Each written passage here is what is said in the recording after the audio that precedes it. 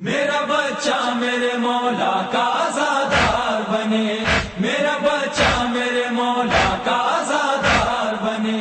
मैं हुसैनी हूँ मेरी जान आजादारी है, फतह शब्बीर का ऐलान आजादारी है। मेरा मसलक मेरा ईमान आजादारी है, हर कदम पर मेरी पहचान आजादारी है। नौहा शब्बीर का लोरी में सुनाया मुझको, हाँ मेरी माँ ने आजादार बनाया मुझको। मेरा बच्चा मेरे मौला का आज़ादार बने, मेरा बच्चा मेरे मौला का आज़ादार बने। मैंने गहवारा असगर पे जो मांगी थी मुराद,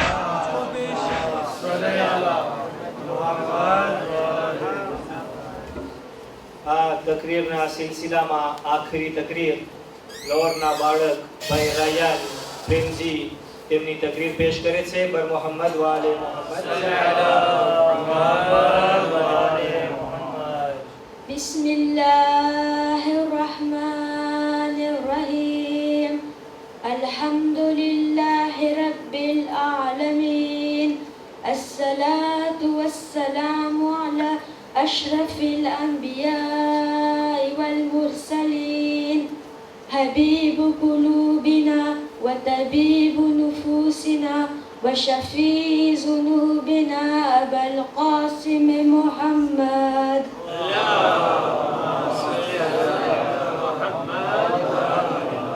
وعلى أهل بيته الطيبين الطاهرين المعصومين المظلومين الذين أذهب الله وعنهم الرجس وطهرهم تطهيرا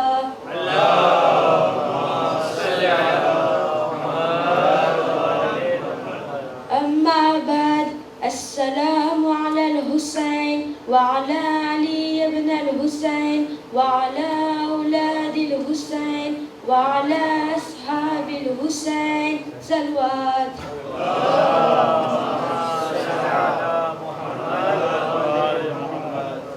આજે આપણે એક સવાલ સામે રાખીએ, કોણ જુજે કરી શકે?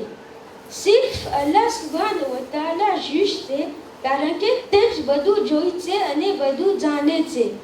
આપણે કોઈ હક નથી કે બીજાને જુજે કરે, ગમે તે માણસ મુસલમાન હોય કે ના હોય। ઇમામ સજ્જાદનું ફરમાન છે, જે તમારાથી જે નામદાર હોય તેનું સારું સોચો, કારણ કે તેને તમારાથી ઓછું ટાઈમ મળ્યું છે ગુનાહ કરવા માટે। જે તમારાથી જે મોટું હોય તેનું પણ સારું સોચો, કારણ કે તેને તમારાથી વધારે ટાઈમ મળ્યું છે સવાબ કરવા માટે। અને જે તમારી ઉંમરના હોય તેનું પણ સારું સોચો, કારણ કે તમે તેના અમલને નથી જાણતા, પણ તમે તમારા સારા અને ખરાબ અમલને જાણો છો। ઇમામ અલૈહિસ્સલામના આ ફરમાનથી તે જાણવાનું મળે છે કે હંમેશા લોકોનું સારું શોધવું જોઈએ। શરૂઆત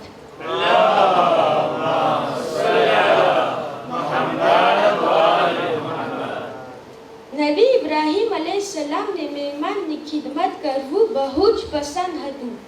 તે જાણતા હતા કે મહેમાનની ધ્યાન રાખવાથી કેટલા સવાબ મળે છે। મહેમાન જ્યારે આપણા ઘરમાં આવે છે તો રહમત અને બરકત લઈ આવે છે, અને જ્યારે ઘરમાંથી જાય છે તો આફત, મુસીબત અને બીમારી ઘરથી ચાલી જાય છે। નબી ઇબ્રાહીમ મુસાફિર યાને વોયાજર ને ઘરે લઈ આવતા હતા, અને તે લોકોનું ખાવાનું તેમ સુવાની જગ્યા આપતા હતા। દર સવારના તેના ઘરના બાજુમાં જે મોટો રસ્તો હતો ત્યાં મુસાફિરોનો ઇંતજાર કરતા હતા। એક વખત એવું બન્યું કે 3 દિવસ સુધી કોઈ મુસાફિર ના આવ્યો। નબી ઇબ્રાહીમ એકદમના ગમગીન થઈ ગયા। ચોથા દિવસે એક બુઝુર્ગ માણસ તે રસ્તાથી વટાણો। નબી ઇબ્રાહીમ ખુશ થયા અને તેને ખાવા માટે દાવત દીધા। તે કબૂલ કરે છે। જમવાનું શરૂ કરવા પહેલા નબી ઇબ્રાહિમ બિસ્મિલ્લાહ બોલે છે, પણ તે બુઝુર્ગ કાંઈ ના બોલ્યા. તો નબી ઇબ્રાહિમ અલૈહિસ્સલામ તેને પૂછે છે, શા માટે તું અલ્લાહ સુબ્હાનહુ વ તઆલાના નામથી શરૂ નથી કરતો? અલ્લાહ કે અલ્લાહ સુબ્હાનહુ વ તઆલા એ જ તને ખાવાનું આપ્યું છે. તે બુઝુર્ગ ફરમાવે છે કે પોતે અલ્લાહ સુબ્હાનહુ વ તઆલાને નથી માનતો, પણ તે આગ યાને ફની પૂજા કરે છે. નબી ઇબ્રાહિમ આ સાંભળીને ગુસ્સો આવ્યો અને તેને ઘરમાંથી કાઢી નાખે છે. હજી તો બુઝુર્ગ ત્યાંથી નકર્યો હતો કે અલ્લાહ સુબ્હાનહુ વ તઆલા જિબ્રાઈલ અલૈહિસ્સલામ જમીન ઉપર મોકલાવે છે નબી ઇબ્રાહિમને કહેવા માટે કે અલ્લાહ સુબ્હાનહુ વ તઆલા અગર તે મુશરિકને 70 વર્ષ યાને 70 ans સુધી ખવડાવ્યો, તો એ ઇબ્રાહિમ તમે એક દિવસ ખવડાવી નથી શકતા? સલવાત.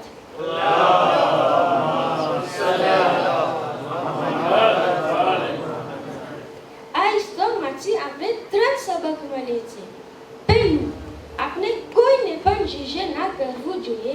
તે કબીલિયત સિર્ફ અલ્લાહ સુબ્હાનહુ વ તઆલાની પાસે છે ને તેનું જ હક છે જીજે કરવાનું. બીજું, બધા ઇન્સાન પોતપોતાના હક છે. ગમે તે મુસલમાન હોય કે કાફર હોય, તે હકને રિસ્પેક્ટ કરવું આપણી ફરજ છે. અને આખિરમાં તે ખબર પડે છે કે અલ્લાહ સુબ્હાનહુ વ તઆલાની કેટલી પસંદ છે કે આપણે મહેમાનની ધ્યાન રાખે. આવાજે બુલંદ સલવાત.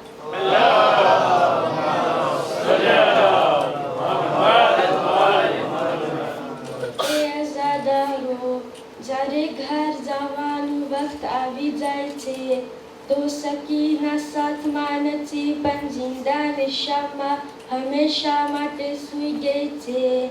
બીબી ઝૈનબ રોઈને કહે છે, એ સકીના, તું તો જિંદાનમાં સૂઈ ગઈ છે.